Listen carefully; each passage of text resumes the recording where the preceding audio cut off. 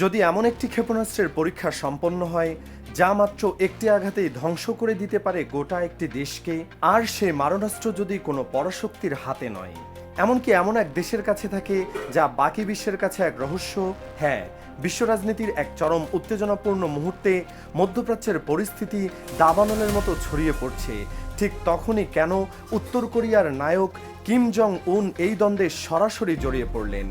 কি এমন নতুন ক্ষেপণাস্ত্রের বার্তা নিয়ে তিনি হাজির হলেন যা আমেরিকার কপালে চিন্তার ভাঁজ না ফেলতেই ইসরায়েলের অস্তিত্বের উপর এক বিশাল প্রশ্নচিহ্ন দাঁড় করিয়ে দিয়েছে? কেন ব্রাজিলের মতো দেশ হঠাৎ করে ইসরায়েলের সাথে কোটি কোটি ডলারের সামরিক চুক্তি বাতিল করলো? আজকের এই ভিডিওতে আমরা এই সমস্ত চাঞ্চল্যকর তথ্যের গভীরে প্রবেশ করব। ভিডিওটি শেষ পর্যন্ত দেখতে থাকুন, কারণ এমন কিছু অজানা ভূরাজনৈতিক সমীকরণ আজ উন্মোচিত হতে চলেছে যা আপনার বিশ্ব পরিস্থিতি দেখার দৃষ্টিভঙ্গি সম্পূর্ণ বদলে দিতে পারে।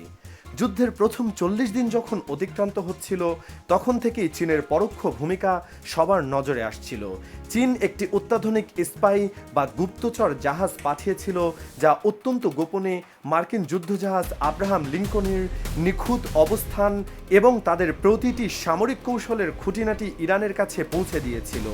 এরপর পরই রাশিয়ার সক্রিয়তার খবর সামনে আসে, যেখানে বলা হয় রাশিয়া তার অত্যন্ত মারাত্মক এবং অত্যাধুনিক যুদ্ধবিমানগুলো ইরানের সুরক্ষায় নিয়োজিত করেছে।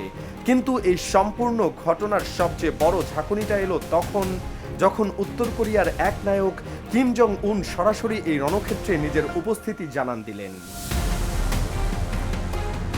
উত্তর কোরিয়ার সামরিক শাসককে নিয়ে বিশ্বজুড়ে বরাবরই এক অদ্ভুত রহস্যময়তা কাজ করে, কারণ পৃথিবীর বেশিরভাগ দেশের প্রতিরক্ষা এবং ক্ষেপণাস্ত্র ব্যবস্থার ক্ষমতা গোয়েন্দা সংস্থাগুলোর নখদর্পণে থাকলেও উত্তর কোরিয়ার মারণাস্ত্রের আসল শক্তি কতটুকু তা আজও এক অজানা রহস্য। কিম জং উন সম্প্রতি এক চরম হুঁশিয়ারি দিয়ে বলেছেন, ইরান যদি চায় তবে উত্তর কোরিয়া তাদের নিজস্ব তৈরি বিশেষ শক্তিশালী ক্ষেপণাস্ত্র সরাসরি ইসরায়েলের বিরুদ্ধে লড়াইয়ের জন্য হস্তান্তর করতে প্রস্তুত। এই ক্ষেপণাস্ত্রটিকে একটি আন্তঃমহাদেশীয় ব্যালিস্টিক ক্ষেপণাস্ত্র বা আইসিবিএম হিসাবে চিহ্নিত করা হয়েছে। বিশ্লেষকদের মতে আমেরিকা হয়তো তার সুদূর ভৌগোলিক অবস্থানের কারণে এই হুমকিতে প্রতিক্রিয়া দেখায়নি, তবে ইসরায়েলের জন্য এটি জীবন মরণের প্রশ্ন হয়ে দাঁড়িয়েছে। কিম জং উনের দাবি অনুযায়ী এই ক্ষেপণাস্ত্রের একটিমাত্র নিখুঁত আঘাতই গোটা ইসরায়েলের প্রতিরক্ষা বলয়কেই ভেঙে চুরমার ও ধূলিসাৎ করে দিতেই যথেষ্ট।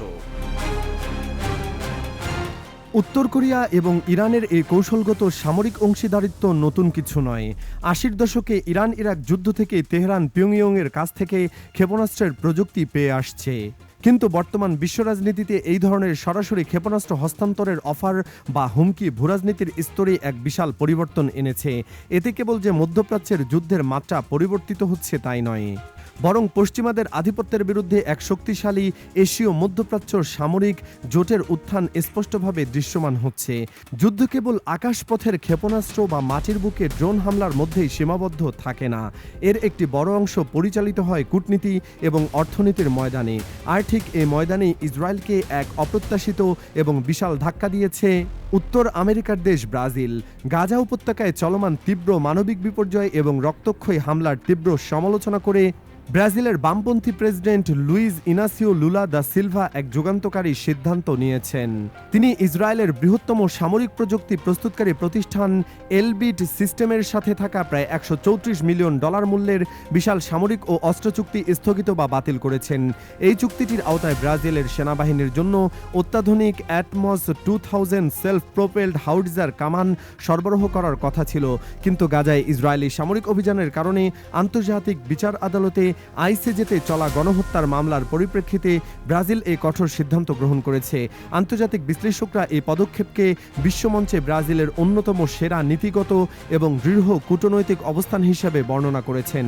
এই সিদ্ধান্তের ফলে কেবল যে ইসরায়েলের অস্ত্রশিল্প এক বড় অঙ্কের আর্থিক ক্ষতির মুখে পড়েছে তা নয়, বরং বৈশ্বিক স্তরে তাদের ওপর সামরিক নিষেধাজ্ঞা বা এমবার্গো আরোপের যে আন্তর্জাতিক আহ্বান দিন দিন জোরালো হচ্ছে, ব্রাজিলের এই অবস্থান তাতে এক নতুন হাওয়া দিয়েছে।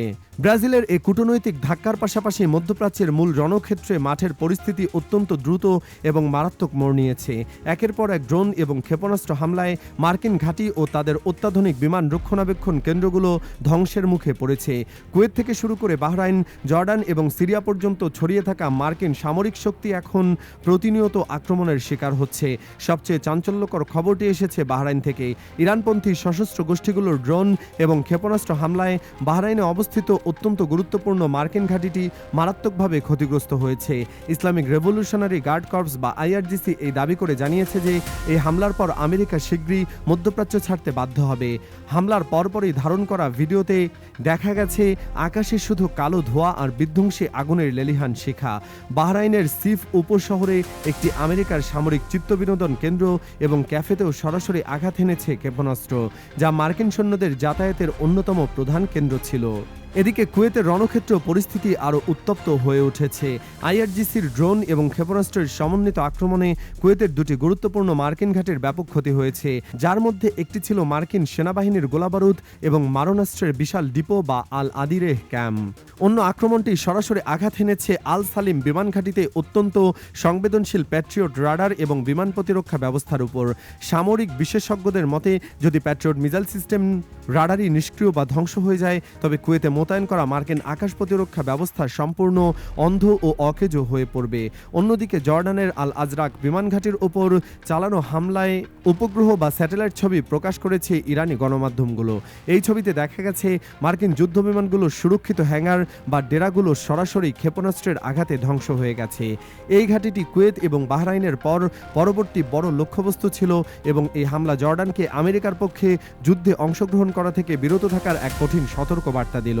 এছাড়া সিরিয়া এবং ইরাকের ইরবিলে অবস্থিত কুর্দি যোদ্ধাদের সদর দপ্তরেও ইরানের সরাসরি এবং নিখুঁত ক্ষেপণাস্ত্রের আঘাতের খবর পাওয়া গেছে, যেখানে বেশ কয়েকজন পশ্চিমা সামরিক কর্মকর্তা নিহত হওয়ার দাবি করা হচ্ছে। সামরিক বিশেষজ্ঞরা বলছেন, ইরানের বর্তমান যুদ্ধকৌশল আগের যে কোনো সময়ের চেয়ে অনেক বেশি ক্ষুরধার এবং আক্রমণাত্মক। অতীতে যেখানে তারা কেবল প্রতিরোধমূলক অবস্থানে থাকত, এখন তারা সরাসরি ড্রোন এবং ক্ষেপণাস্ত্রের সমন্বয়ে প্রতিপক্ষের মূল প্রতিরক্ষা আস্থানাগুলোতে ফাটল ধরাচ্ছে। এই নতুন সমন্বিত যুদ্ধকৌশলে যেমন ব্যবহৃত হচ্ছে উত্তর কোরিয়ার উন্নত প্রযুক্তির ক্ষেপণাস্ত্রের হুমকি, তেমনি রয়েছে রাশিয়ার বিমান সুরক্ষা এবং চীনের গোয়েন্দা তথ্যের সম্পূর্ণ মদত। ইউ বা সংযুক্ত আরব আমিরাতেও ইরানি হামলার একটি নতুন ভিডিও সোশ্যাল মিডিয়ায় আলোড়ন সৃষ্টি করেছে, যা প্রমাণ করে এই দ্বন্দ্ব কেবল সমগ্র আরব উপদ্বীপ ছড়িয়ে পড়েছে। দর্শক, আপনাদের কি মনে হয়, উত্তর কোরিয়া কি আসলেই ইরানকে ভয়ঙ্কর আন্তঃমহাদেশীয় ক্ষেপণাস্ত্র সরবরাহ করবে? ব্রাজিলের মতো দেশগুলোর এই একতরফা সম্পর্কচ্ছেদ কি ইসরায়েলকে আন্তর্জাতিক অঙ্গনে পুরোপুরি একঘরে করে দিতে পারবে, নাকি এই পরিস্থিতির আড়ালে লুকিয়ে আছে তৃতীয় বিশ্বযুদ্ধের কোনো অশনি সংকেত? আপনাদের মূল্যবান মতামত অবশ্যই নিচের কমেন্ট বক্সে লিখে জানান। আজকের এই তথ্যবহুল ভিডিওটি যদি আপনার ভালো লেগে থাকে তবে একটি লাইক দিন এবং এই গুরুত্বপূর্ণ খবরটি বন্ধুদের সাথে শেয়ার করুন। পরবর্তী সময়ে এমন সব ভূরাজনৈতিক আপডেট সবার আগে পেতে আমাদের চ্যানেলটি সাবস্ক্রাইব করে বেল আইকনটি প্রেস করে রাখুন। ধন্যবাদ, দেখা হবে পরবর্তী ভিডিওতে। আমাদের পাশে থাকুন, সুস্থ থাকুন, সতর্ক থাকুন এবং নিয়মিত খবর রাখতে ভুলবেন না।